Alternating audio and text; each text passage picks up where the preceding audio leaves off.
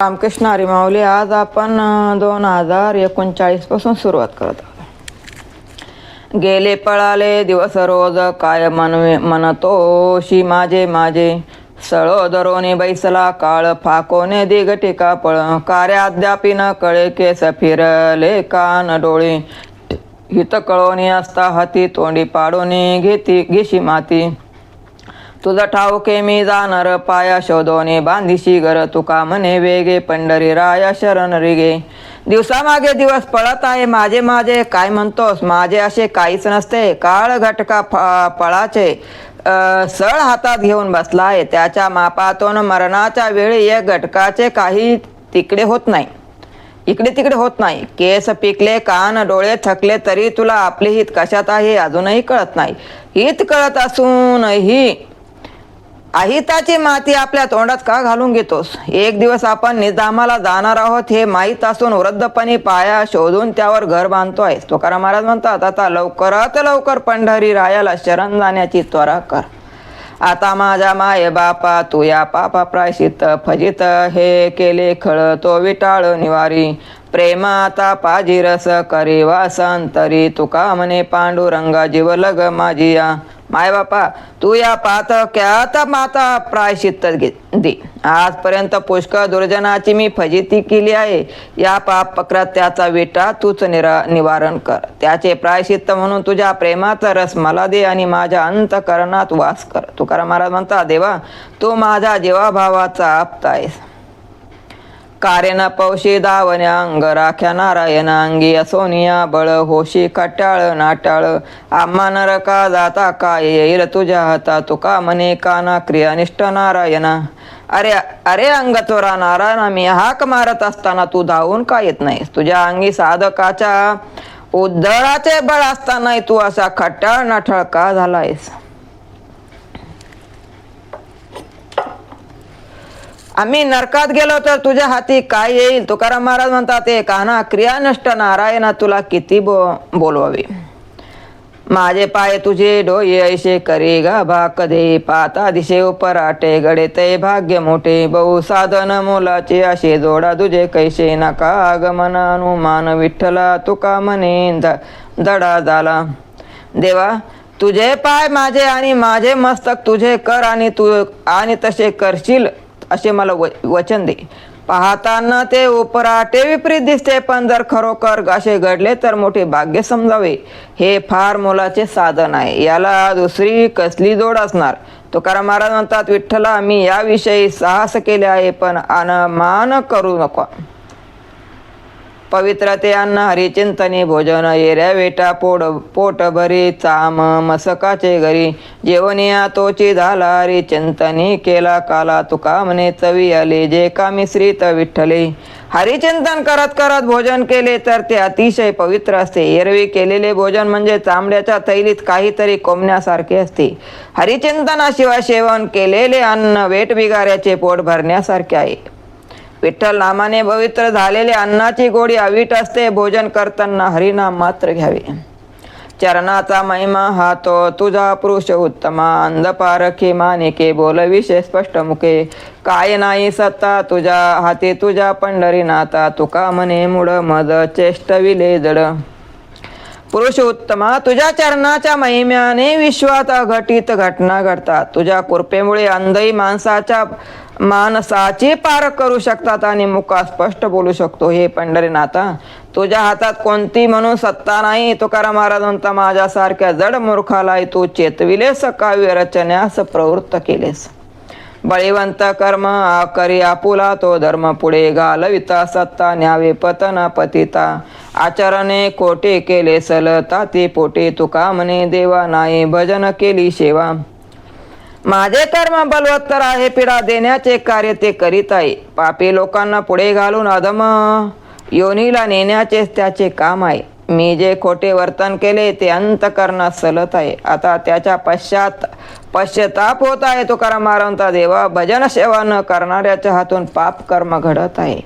कै वागावे जीवन कै पलंगी शयन जैशी जैशी वेळ पडे तैसे तैसे होणे घडे कै भोजनाना परे कै कोरड्या भाकरी कै बैसावे वाहने कै पायान वाणी कै उत्तम पावर्ते कै वसने तेजिने कै सकळ संपत्ती कै भोगने विपत्ती कै सज्जनाशी संग कै दुर्जनाशी योग तुका म्हणे जाण सुख दुःख ते समान कधीतरी पाणी वाहून आणावे कधीतरी पलंगावर झोपून जावे जशी वेळ येईल त्यानुसार वागावे कधी विविध प्रकारचे चांगले रुचकर पदार्थ खाण्यास मिळतात तर कधी नुसत्या कोरड्या भाकरी खाव्या लागतात कधी वाहनातून प्रवास करतो तर कधी अनवाणी पायाने चालावे लागते कधी उत्तम वस्त्र प्रावरणे मिळतात तर कधी जुनी फाटकी वस्त्रे परिधान करावी लागतात कधी सर्व जनसंपत्ती मिळते तर कधी विपत्ती भोगावी लागते कधी सज्जनाची संगत मिळते तर कधी दुर्जन भेटतात तुकाराम महाराज म्हणतात असे वाट्याला येणारे सुख व दुःख दोन्ही समान समजावे ओतनेच काही नेने भगवंत तिष्ठे भाव भक्त देखोनिया दाशी पुत्र कन्या विदुराच्या बक्षी दैत्या घरी रक्षी प्रल्हादाशी चर्मरंगू लागे रोहिदासाच्या संगी कबीराचे मागे विनिशेले सज्जन कसाया विकू लागे मास माळ्या सावत्यास कुरपू लागे नरारी सोनार गडू पुंकू लागे चोख्या मेळा संगे डोरे उडी नामयाचे जणी सवेवेची शेनी धर्माघरी पाणी वाये जाडी नाम्या सवे जेवी नवे संकोचित ज्ञानी याचे विंत अंगे ओढी अर्जुनाचे रती होय सारथी बक्षी पोये प्रीती सुदाम्याचे गवळीयाचे घरी अंगे गाई वळी द्वारपाळ बळी द्वारी झाला एकोबाचे ऋण फेडी ऋषिकेशी अंबऋषीचे सोशी गर्भवास मीराबाईसाठी घेतो विष प्याला दामाजीचा झाला पाडेवार घडी माती वाये गोऱ्या कुंभाराची हुंडी मेहत्याची अंगे बरी पुंडलिकासाठी अजूनही तिष्ठत तुका म्हणे मात धन्य त्याची भक्त उच्च जातीचा आहे की नीच जातीचा हे न पाहता भगवंत भक्ताच्या अंतकरणातील खरा भाव पाहतो दाशी पुत्र विदुराच्या घरच्या कन्या त्याने खाल्ल्या दैत्याच्या घरातील प्रल्हादाचे रक्षण केले रोहिदासावर कातडी रंगविण्याचे काम केले कबीराच्या मागावर शेले विणले सज्जन कसायाचा मांस विकायला मदत केली सावता माळ्याच्या मळ्यात खुरपणी केली नरारी सोनाराची बट्टी फुकायला या व दागिने घडवायला मदत केली चोखा मेळ्याची ढोरे ओढली नामदेवाच्या जणीबरोबर गौऱ्या थापल्या धर्माच्या घरातील पाणी भरले घर झाडून काढले नामदेवाबरोबर निसंकोचपणे जेवला आणि ज्ञानदेवाची भिंत ओढली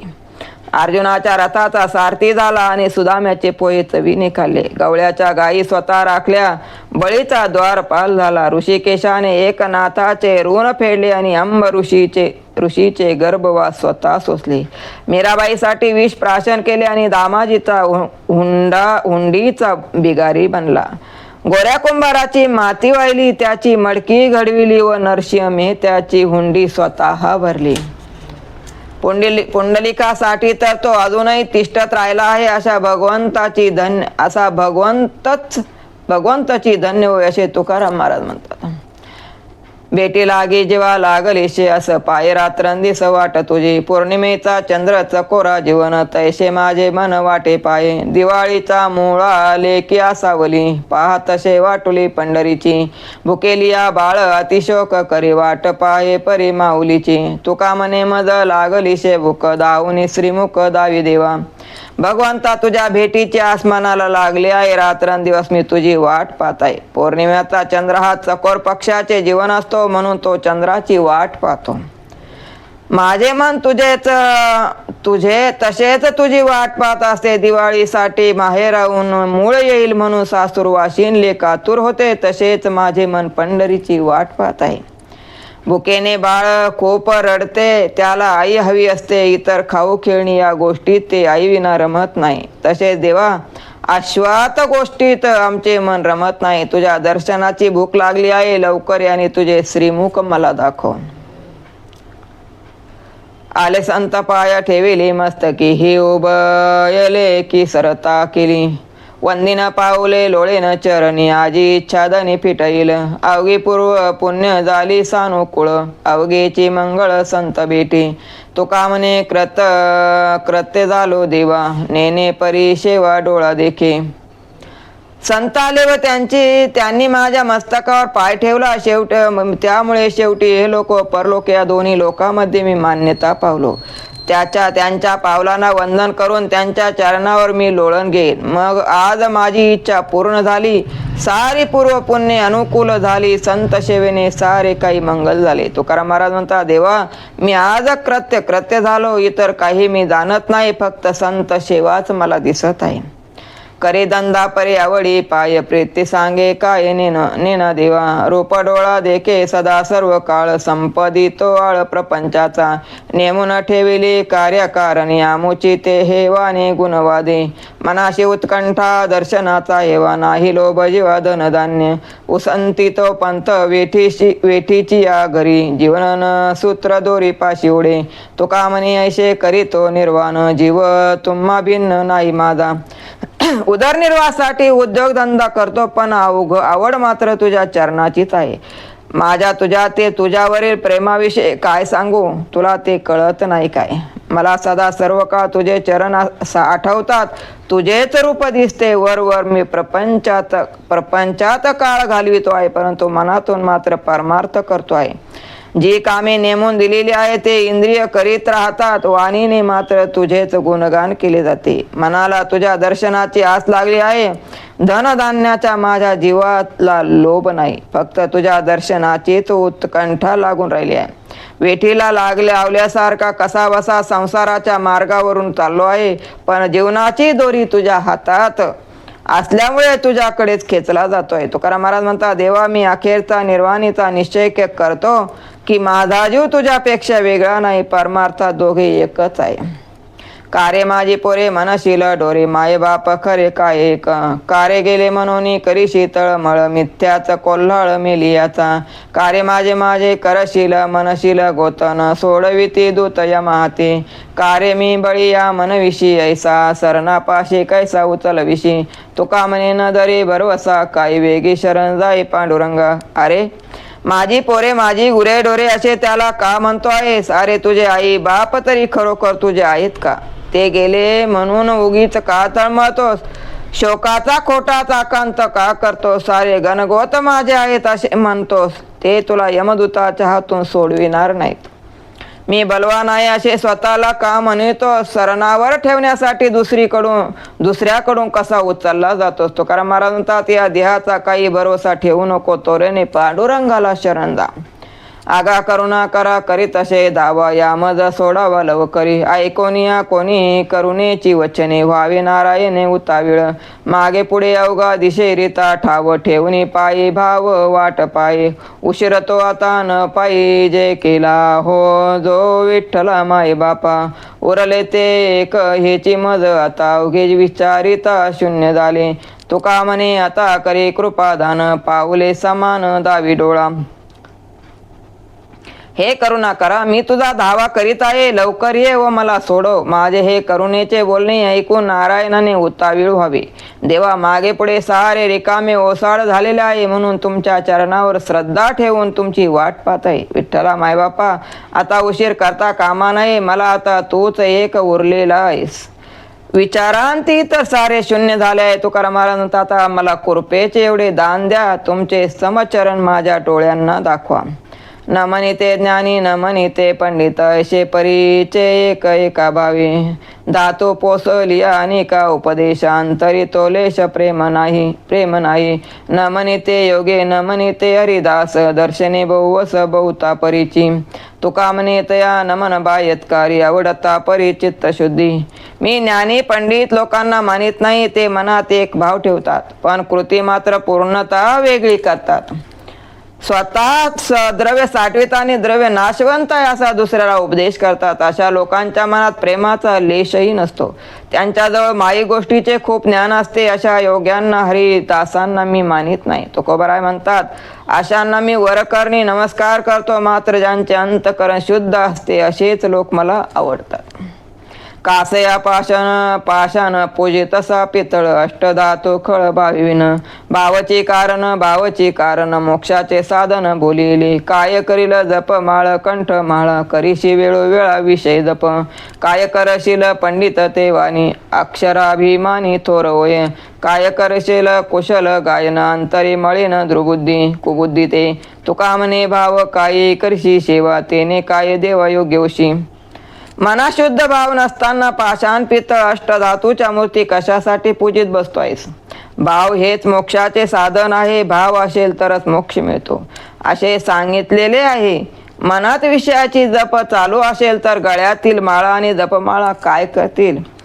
ही पंडिताची वाणी घेऊन काय करशील त्यामुळे केवळ थोर अक्षराभिमानाला पात्र होशील अंतकरणातील मलिन पापबुद्धी नष्ट झाली नसेल तर गायन कलेत कुशल होऊन काय उपयोग तुकाराम महाराज म्हणतात तुझ्या मनात भाव नसताना तू सेवा करीत आहेस अशा सेवेने तुझी योग्यता वाढेल काय अंतरीचे गोड रायावडीचे कोड संघटने येती अंगा गुण दोष मनोभंगा